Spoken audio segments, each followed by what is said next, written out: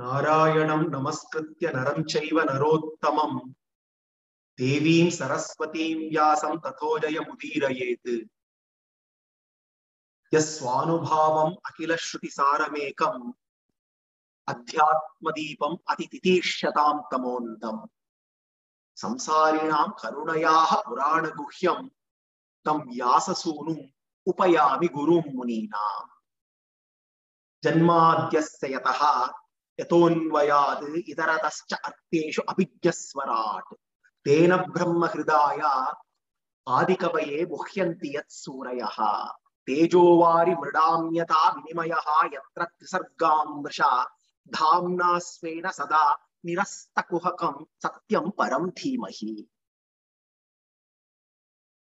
सत्यं परं धीमहि. Today we will recap and conclude Dvitiya Skanda, Canto number 2 of Srimad Bhagavatam. While Prathama Skanda of Srimad Bhagavatam explains the context and sets the stage, the Dvitiya Skanda of Srimad Bhagavatam contains the very seed, the very essence of Srimad Bhagavatam in the form of the Chatushloki. In many ways, the Dvitiya Skanda of Srimad Bhagavatam is the very foundation. It summarizes most of the topics, and it is in this skanda the conversation between Parikshit and Shuka Brahma gets going. It is in this very skanda we also have the glorious Shuka Stuti.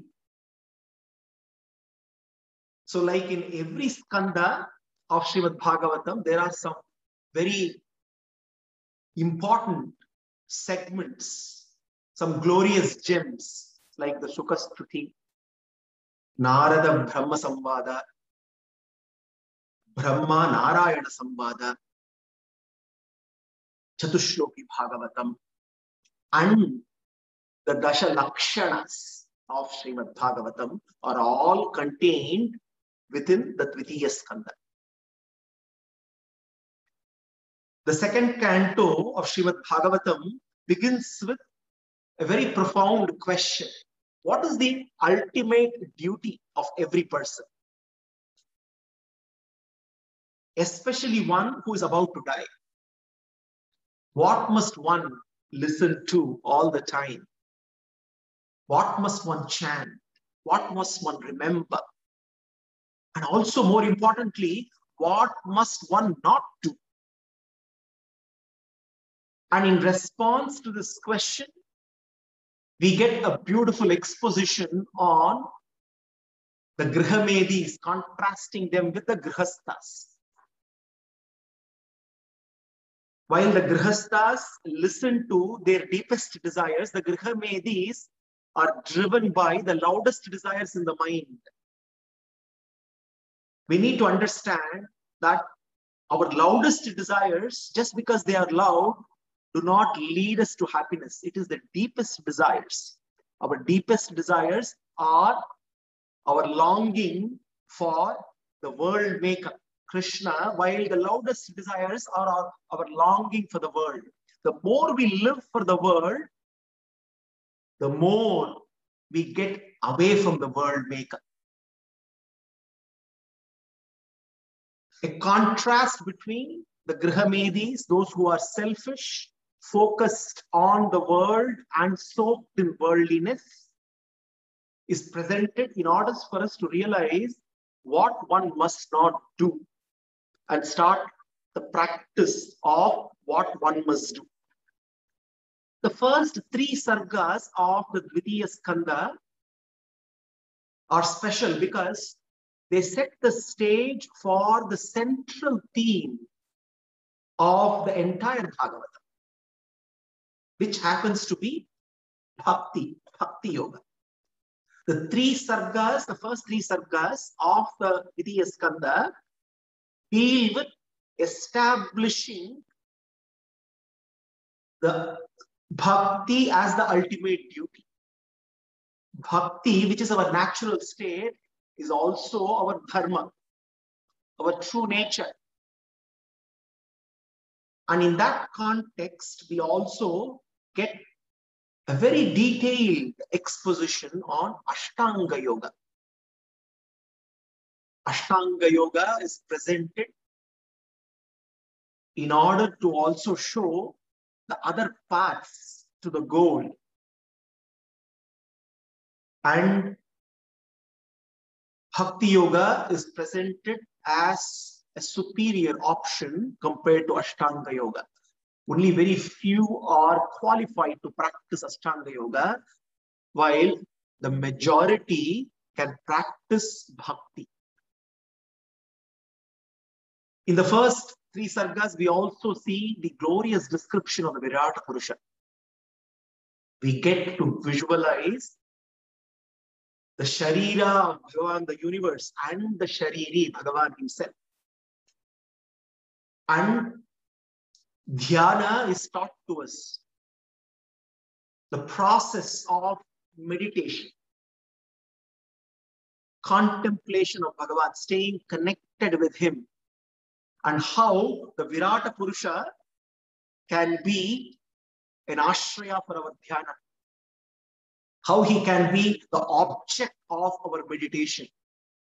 For those who are attached to the world, it becomes easy to visualize the Virata Purusha as an object of their meditation. We are also then taught how the Antaryami, the Paramatma within, Sarvasya Saham Yudhisannivishtaha, the one who resides in our hearts, the Paramatma, in his Narayana form, how he can be the object of our meditation. The Paramatma as Dhyanashraya is also taught. And then the fourth sarga is where Shukha, in response to Parikshit, begins his prayers. The Shukastuti, the glorious Shukastuti. Yat Kirtanam, Yat Smaranam, Yat Ikshanam, Yat Bandhanam, Yat Shravanam, Yat Arhanam. Lokasya Sadyo Vidhunoti Kalmashaha, Tasmai Subhadra Shravase Namo Namaha, Tasmai Subhadra Shravase Namo Namaha. Vichakshana Yat Charanopashatana, Sangam Yudasya Ubhayataha Antaratmanaha. Vindantihi Brahmagatim Gatagata Kalklamaha, Tasmai Subhadra Shravase Namo Namaha. Apasvinodana Parasvino Manasvino Mantra Vidut Shumangala. Kshemam na vindati vinayadapanam tasmai subhadra shravase namo namaha. Shriyapatir yajyapatir prajapatir dhiyapatir lokapatir dharapatir patir gatischa antakam vishnisatvatam pasidatam me bhagavan satam patihi. Shuka Brahma presents a glorious prayer to Bhagavan. And then we see in Sarga 7, between Sargas 5 and 7, the glorious conversation between Narada and Brahma. This conversation is referred to by Shuka in order to address Parikshit's concerns, in order to address several questions of Parikshit. Narada asks several questions, and Brahma responds and clarifies. Yadrupam, yadadishthanam, yatasrishtam idam prabhoho, yat samstam, yat param, yatcha, tat tattvam vadat tattvataha. We saw 6 fundamental questions raised on reality. 6 fundamental questions raised, and Brahma eloquently clarifies. Yad Rupam, what is that which manifests as this universe. Yet adhisthana, what supports this manifested universe? What supports it? What is its shelter? Yad rupam, yad adhisthana, yata srishtam. How is this universe created? What is the process? Yat samstham. Having, once it's created, how it is then preserved, how it is maintained. There seems to be order in this universe. And then yat param, what controls it? Everything seems to be this design, this universe seems to be a design, and there is a mysterious force that seems to orchestrate and control. Yat param, yat cha. What is it composed of? What are the building blocks of this universe? These are 6 questions that Narada asks Brahma. And then Brahma responds to each one of them. The first question, he answers, Dravyam, Karmacha, Kalascha, Swabhavo, Jiva Yevacha.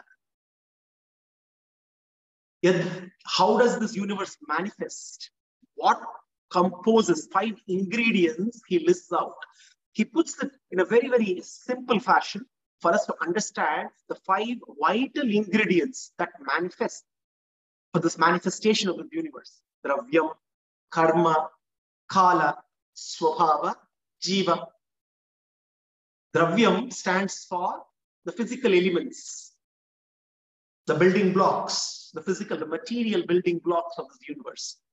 Karma, the causal force that is responsible for this variety of names and forms. Bhuta bhavo bhavakaraha visargaha karma samhita, says Krishna in the Gita. It is karma, the factor, the causal factor which determines the various shapes, the various forms. The forms that every Jivatma takes is determined by the karma that is associated with it. Dravyam, Karmam, Kala. The frame, time, which is the framework where all experiences happen. The framework of experiences. Time is another ingredient for creation. Swabhava, the constantly changing nature of matter is Swabhava, which is also another ingredient. And the 5th ingredient, of course, is the Jiva. So the answer to the question of how this manifestation happens, Brahma gives the 5 ingredients. And then, yat adhisthānam, yat param. What supports this manifested universe? What controls this manifested universe? Brahma beautifully answers. Narayana paraveda, deva narayana namutrajaha, narayana paraloka, narayana paramaka, narayana parayoga, narayana param tapaha, narayana param jnanam, narayana param gatihi. One word answer. Yat adhisthānam, narayanaha. Yat param, narayanaha. Incidentally, today's nama also happens to be the Narayana Nama, the Vyapaka Nama in our Namopasana series. Again, another divine coincidence that we continue to experience all the time. Yat adhisthānam, yat param, yat srishtam. How is it created? What is its origin? And Brahma explains how Narayana is the cause, Narayana is the effect. The process of creation is beautifully explained by Brahma. Narayana, the Shariri, with the innumerable jivas, the sentient souls and the insentient matter in a subtle state is the cause, and Narayana, the Shariri, with the innumerable sentient jivas and the insentient matter as the Sharira in its manifested state is the effect. The cause is Narayana, the effect is Narayana. Yatha srishtam, how it is created. The creation is due to the divine will. It is his sankalpa. And then yacha, the question as to what constitutes the created universe. And then yata samsham, how is it conserved and maintained? What constitutes? It's very clear. It is constituted of the twin factors, the two energies of Bhagavan, his twin properties, Prakriti and Purusha. And yata samstam, having created, how is order maintained? How is order sustained in this universe? And in order to answer that, Brahma himself recounts all the glorious avatars of Bhagavan. Ajayamano Bahuda Vijayate. The one who is birthless takes repeated births for our sake. And he takes us through a whole list of avatars in a nutshell. And then, Sarga 8, we see Parikshit coming out with a series of questions.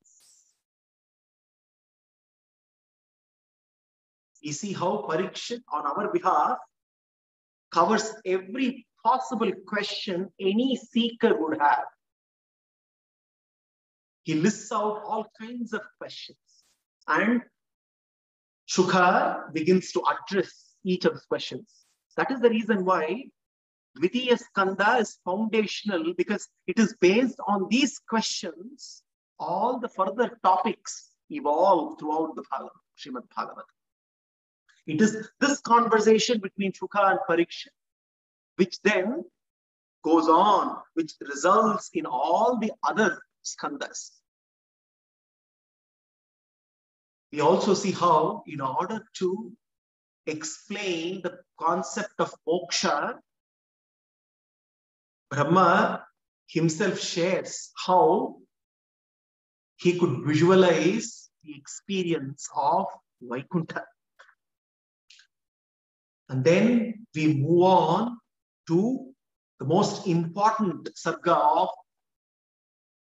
Dvitiya Skanda, where the seed is sown for Srimad Bhagavatam, where the conversation between Brahma and Narayana is presented. And this conversation, within this conversation, we have the essence of all Vedanta. Having experienced, having visualized Vaikuntha and in that supreme state of bliss, then Brahma receives quintessential knowledge. Jnanam paramaguhyam me yad vijnanam samanvitam. Narayana addresses Brahma. Sarhasyam tadangam cha grihana gaditam maya. 4 key topics are taught to Brahma. Jnanam. Jnanam paramaguhyam. Supreme knowledge, which is not very easy to obtain. Jnanam paramaguhyam me. Yad vijnanam samanvitam. Jnanam, vijnanam. Jnanam is knowledge. Jnana of Bhagavan. Vijnana is distinguishing knowledge. Jnana is knowing his nature, his swarupa, rupa, guna, vibhuti, aishwaryam. Vijnana is to know and differentiate him from other entities. Jnana, vijnana. And rahasya. Third topic, Bhagavan himself calls it rahasya. It is rahasya because it is not easily revealed. The revelation happens only to a chosen few. And until one is initiated into this knowledge, this secret is not unraveled. Therefore, it is called rahasya. And the fourth, tadangam, which is the means to take us to this destination. And Bhagavan himself says, to Brahma, yavanaham yata bhavaha yat rupa guna karmakaha tathaiva tattva vijnanam stute madanugrahat. Madanugrahat. It is only with my grace. Brahma was also overwhelmed. We too are. It is not easy for us to master the scriptures. We have very limited capabilities. Our faculties are limited. The time that we have is limited. The resources that we have is limited. What we need to know is unlimited. How can we attain the unlimited with limited means? Seems to be impossible. Not just formidable, impossible. But Bhagavan clarifies. With his grace, the limited can rise to the state of unlimited. And Brahma, Narayana says, Yavan aham yata bhavaha. My nature as it is, yet rupa, my glorious, beautiful forms, my gunas, my cheshtitas. Tathaiva tattva vijnanam. And by setting that stage, Bhagavan then presents the very seed, the 4 shlokas which form the very essence of all Vedanta, which is celebrated as Chatushloki Bhagavatam. The first shloka of the Chatushloki covers the topic of Jnanam. Ahameva sameva gre nanyad yat sadasat param paschadaham yade tacha yovasishyeta sosyaham. In one shloka, Bhagavan presents the ultimate knowledge.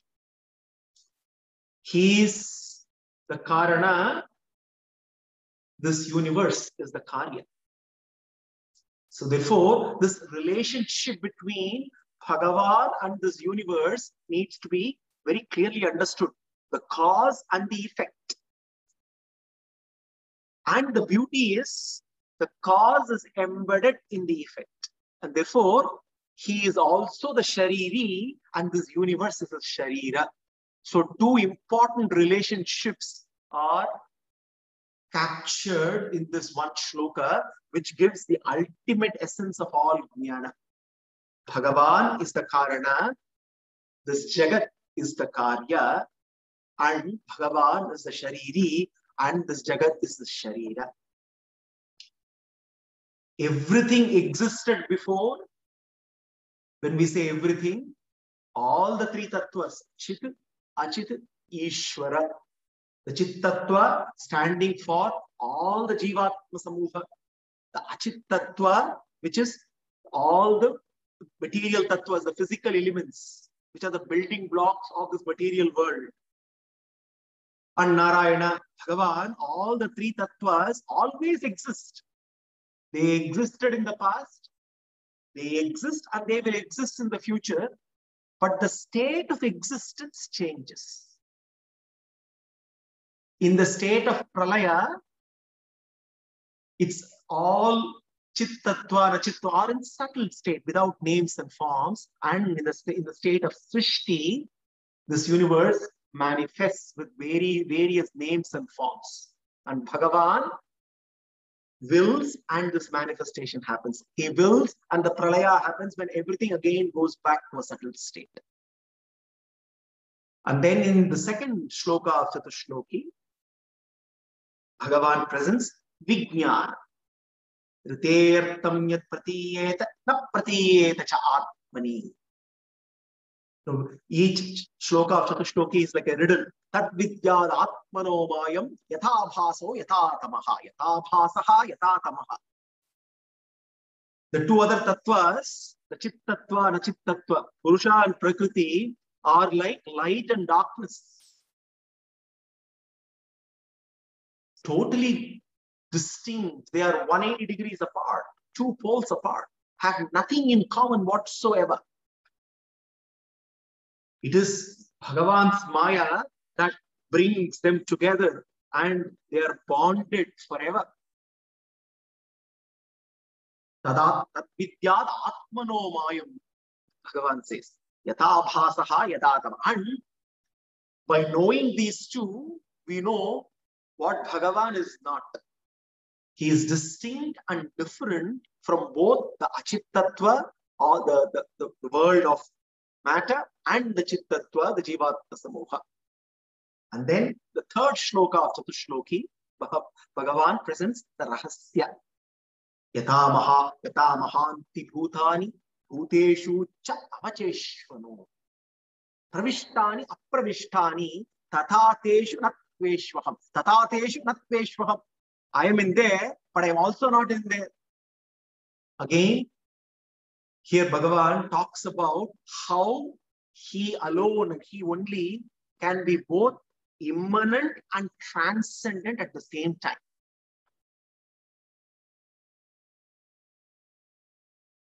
The Parabrahman, the Paramatma, has as its embodiment all the sentient souls and the insentient matter, and therefore all reality can only be comprehended in him. There is nothing that can exist without him. And that is the reason why he has this glorious Nama, Narayana. One in whom everything exists. One in whom everything exists. One who exists in everything. That is the speciality of the Narayana Nama. One in whom everything exists is Narayana. One who exists in everything is Narayana. Pravishtani apravishtani tatateshu natveshvaham. This Nama beautifully conveys both his immanence and his transcendence at the same time. And this is the Rahasya. This is the Parama Rahasya. The third shloka of Chatushloki is basically conveying this important message. Bhagavan is immanent and at the same time is also transcendent. And then the fourth shloka of Chatushloki Bhagavata leads us to Tadangam. Etavadeva jignasyam tattva jignasunatmanaha, Bhagavan says. Tattva jignasu. Who is the tattva jignasu? One who is keen to know and experience Bhagavan. Etavadeva jignasyam tattva jignasunatmanaha. This is the ultimate knowledge, knowing which nothing else needs to be known. The one who begins the journey of inquiry reaches this state where nothing else needs to be known. Once we know him, we know everything. When we know the Karana, the Karya is known. Tattva jignasunatmanaha anvaya yatireka Yatsyat sarvatra sarvada. Yatsyat sarvatra sarvada. Here, the sadhana, the means to the destination is presented. The mean, all inquiry, every inquiry has to ultimately culminate in bhakti. This is the means to the glorious destination. And how do we do this inquiry? Anvaya yatireka. Through the means of Yatireka and Anvaya. Negative proposition, positive injunction. A positive affirmation is Anvaya. A negative proposition is Yatireka. Krishna himself presents this in the Gita. Both Yatireka, the negative proposition, and the positive injunction. In order to reach him, Krishna presents both Yatireka and Anvaya. Yatireka, negative proposition. Naham vedairna tapasa nadanena chejjaya shakyayevam vidodrashtam drishtavarasi mam yatha. He says, no study of Vedas. By no means. Naham vedairna tapasa. No austerities. Nadane, no charity. Na ijjaya. No worship. Vedas, charity, tapas, worship, yajna, none of this will help you reach me, he says. And we are all then worried. We thought these are all the means. This is yatireka, negative proposition. Krishna then clarifies with anvaya. Bhaktya tvananyaya shakya ahamevam vidorjuna jnatum drashtum cha tatvena praveshtum cha parantapa. What we need to understand, Krishna is saying, do not study the Vedas. He's saying, study the Vedas, but you have to have the element of bhakti. He's not saying, do not do tapas. Definitely do tapas, but have the element of bhakti. Definitely do dana, but have the element of bhakti. Definitely do yajna, worship, but have the element of bhakti. Bhaktya ananyaya shakya. Without bhakti, no other means is complete. That is the reason why the Chatushloki concludes, culminates, taking us to the very destination, and the destination is none other than Krishna himself. And what happens once we reach the destination? Once we reach the destination, we eternally experience his glories, and we are in the same state, our natural state of bhakti. Thus, with 4 simple shlokas, the very essence of Vedanta is presented in the 9th sarga of the Dvitiya Skanda. The 10th, the last sarga, the 10th chapter of the Dvitiya Skanda highlights the various lakshanas of Srimad Bhagavatam. Why Srimad Bhagavatam is celebrated? Why it is all encompassing when it comes to encapsulating all scriptural knowledge? What is so very special about this Mahapurana? The answer lies, Bhagavatam contains answers to every possible question. It has 10 characteristics, 10 lakshanas. So therefore, the 10th sarga of the Dvitiya Skanda presents 10 lakshanas of Srimad Bhagavatam. Sarga, Visarga, Sthanam, Poshanam, Manvantara, Uti, Ishanukatha, Nirodha, Mukti, Ashraya. 10 lakshanas. Number 1, Sarga. Number 2, Visarga. Number 3, Sthanam. Number 4, Poshanam. Number 5, Manvantara. Number 6, Uti. Number 7, Ishanukatha. Number 8, Nirodha. Number 9, Mukti. Number 10, Ashraya. 10 lakshanas of Srimad Bhagavatam. 10, we can even look at it as 10 topics which are expanded in detail throughout the Bhagavatam.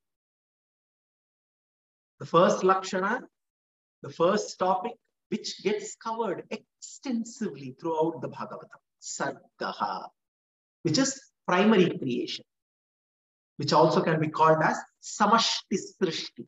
How this aggregate creation happens. How all the building blocks that go into creating this universe. Samashti, aggregate Srishti, which is done by Narayana himself. That is Sarga. The second is Visarga. Sarga is primary creation. Visarga is secondary creation, which is also individual, Yashti Srishti, individual creation. Brahma engages, Brahma is given the mission of secondary creation. Bhagavatam also deep dives into individual, various classes of living beings. How are they created? How do they manifest? Now we get to see how the so-called scientific evolution theory is also a myth. Many Indologists talk about, call our Puranas as mythology without really realizing that what Puranas present is history. We get to see also a detailed account of the secondary creation that also happens. Sarga, Visarga. The third Lakshana is Sthanam, Sthiti, position. Position of all the jivas. What is our position? When somebody asks this question to us, what is our position in this universe? When we start reflecting on it, knowingly or unknowingly, we place ourselves at the very center of this universe. So in our own world, we are at the center. We occupy the most important position. Whether somebody gives us a title or no title, whatever we do, in the world that we have created for ourselves, our sthanam is so very important. We are at the very center. But as we go through Bhagavatam, we realize how hallowed and we realize that not only we are at the center, we are not even at the periphery. Our position is very insignificant. Position of all individual entities, we are all under the control of Bhagavan's will. And if we think, if at all we want to win in life, there is only one formula. We all want to win in life. Victory is something we all seek. And there is only one formula for that. And that formula is Chitante Pundarikaksha. Victory always belongs to him. Bhagavatam says, Sthithir Vaikuntha Vijayaha, it says. Sthithir Vaikuntha Vijayaha. When Bhagavan wins, we win. There is nothing like victory for our own sake. So Sthanam is a topic, the Lakshana, where the position of the individual, every entity, the position is very clearly established. Sthithir Vaikuntha Vijayaha, Poshanam Tat Anugrahaha, Manmantarani Sattharma, Utayaha, Karma Vasanaha. The fourth topic, the fourth Lakshana is Poshana. We also get to understand what nourishes us in our life and living, in our life journey. What is the fuel for us to continue to travel towards the destination without any hiccups? What is the nutrition? Poshanam. The answer is very simple. Poshanam tat anugrahaha. It is His grace, His anugraha. His causeless mercy is our nourishment. The word to be underlined there is not mercy, causeless mercy. Because mercy alone is incomplete. Obviously, Bhagavan is merciful, is Karunamurti. But just by calling, only by referring to His Kripa and Karuna, we miss out on the very important adjective, Nirhetuka Kripa, Nirhetuka Karuna. Because in reality, we do not qualify for His Karuna. We do not qualify for His Kripa. With the kind of Papa Karma that we carry, we can't even imagine qualifying for His Kripa. Because His Kripa is Nirhetuka, it becomes Poshanam. That's the reason why there is no concept of everybody damned to be a sinner or damned to be a saint. Nobody is damned. Everyone has an opportunity to reach Him, to attain Him. The past doesn't matter. What matters is the present and how we can shape the future irrespective of the past. And this is where His Poshana, His Anugraha is open to all. And then the fifth Lakshana of Srimad Bhagavatam is Manmantara. Throughout the Bhagavatam, we see the time scale being divided, and the various manmantaras and the various dharma. Manmantarani sat dharma. Sat dharma. Dharma that needs to be carried out by Sat Purushas is very clearly demonstrated. We see several examples that we can connect to. Several examples in the Bhagavata, several characters. Throughout the Bhagavata, we can draw upon inspiration from several characters who stand apart when it comes to implementation of dharma.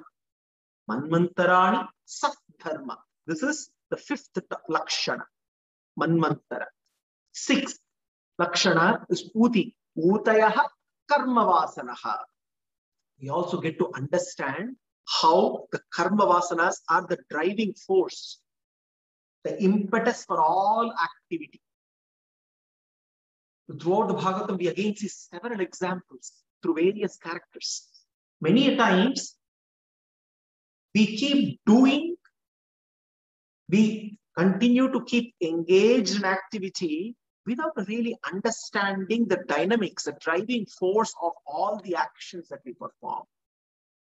Bhagavatam shows a mirror to us through various characters, and every character, we see several facets of life and living, so many examples, and all these are presented only for this, to show a mirror to us, so that we can see ourselves, we can see our life and living, and try to exercise corrective actions.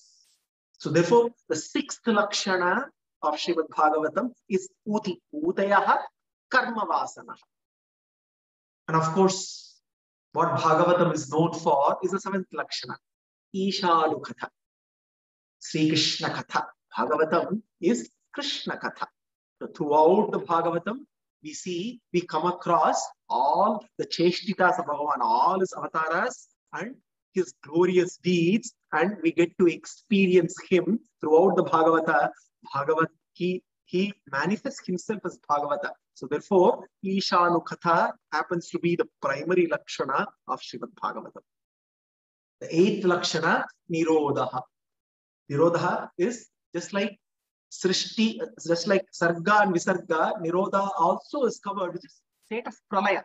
A state of Pralaya where all the jivas go at rest. They are one without names and forms, with Bhagavan. They are still associated with Prakriti, but with subtle form. Most importantly, they continue to stay associated with their own karma, even in the state of Pralaya, just waiting for Sarga to happen. And therefore, Bhagavatam also covers in detail the topic of Nirodha, and the ninth lakshana is another central topic of Bhagavatam, which is the topic of Mukti, Moksha. For all of us who are mukshus, Bhagavatam is a treasury of giving us various ways and means of understanding mukti and strengthening our mukshatva. All of these, the 9 lakshanas, are upalakshanas to one primary lakshana, the 10th lakshana. Abhashascha nirodhascha yatosti adyavasiyate sa ashraya param brahma sa paramatmeti sabhyate. The 10th lakshana is the lakshana of ashraya. The Parabrahman, the Paramatma, Bhagavan, Narayana, Krishna is the ashraya. That lakshana is beautifully brought out in Srimad Bhagavatam. Throughout, we are constantly reminded. Ashraya, he is the reservoir of all beauty. He is the reservoir of all love. He is the reservoir of all bliss. He is the very source. He is the source of all sources. He is the source of all resources. He is our only recourse. He is our only support. He is our support. Whether we realize it or not, he supports us, he supported us, he will support us, he is supporting us right now. Whether we realize it or not, he is our Ashraya. Throughout the Bhagavata, every sarga, every canto keeps reminding us this fundamental principle of his Ashraya. The more and more we keep reflecting on Bhagavan as our Ashraya, the more the strength we get, and the deeper our longing for Krishna, and we continue to stay connected with him all the time. So therefore, Srimad Bhagavatam is the answer to all questions that we have, and these answers are presented to these 10 lakshanas. And this again is presented in the context of the conversation between Parikshit and Shukha. And this conversation between Parikshit and Shukha is presented to us through another conversation between the sages of Naimisharanya, Shaunaka and Shuta. And towards the end of the Dvitiya Skanda, all the sages are keen to know. They have heard about Mahatma Vidura earlier in the Prathama Skanda. So they want to know more about his journeys. And in that context, then Suta Puranika also uses that, and he refers to the journey of Vidura and his meeting with Maitreya, and the conversation between Vidura and Maitreya would give us answers to several questions that Parikshit had asked. So now, towards the end of the Dvitiya Skanda, the stage is set for expansion of Srimad Bhagavatam. We can look at Dvitiya Skanda as foundational. It has the very seed for Srimad Bhagavatam. It has all the questions. You have seen how Parikshit asked a series of questions. More than 20 questions he asked, covering all aspects of life and living. And then Vidura and Maitreya are introduced towards the end, because now throughout the Tritiya Skanda, it is going to be the conversation between Mahatma Vidura and Maitreya, which is going to bring answers to all the questions that Parikshit had earlier asked. So Dvitiya Skanda now leads us to this conversation between Vidura and Maitreya. Maitreya also is a great disciple of Parashara. It is the conversation between Maitreya and Parashara which resulted in the glorious Vishnu Purana. And here now we see we're going to see the conversation between Vidura and Maitreya that is going to answer several questions that Parikshit is going to ask, has already asked. So therefore, this leads us to the third canto. The third canto, where we are going to see this conversation between Maitreya and Vidura. There are two very important topics in the third canto. One is the glorious Varaha Avatara, and the second is the equally glorious Kapila Avatara and Kapila Sandesha. Both of these are gems hidden within the third canto. We will begin the journey of diving deep into the Tritiya Skanda from the next week onwards. Until then, Sarvam Sri Krishna.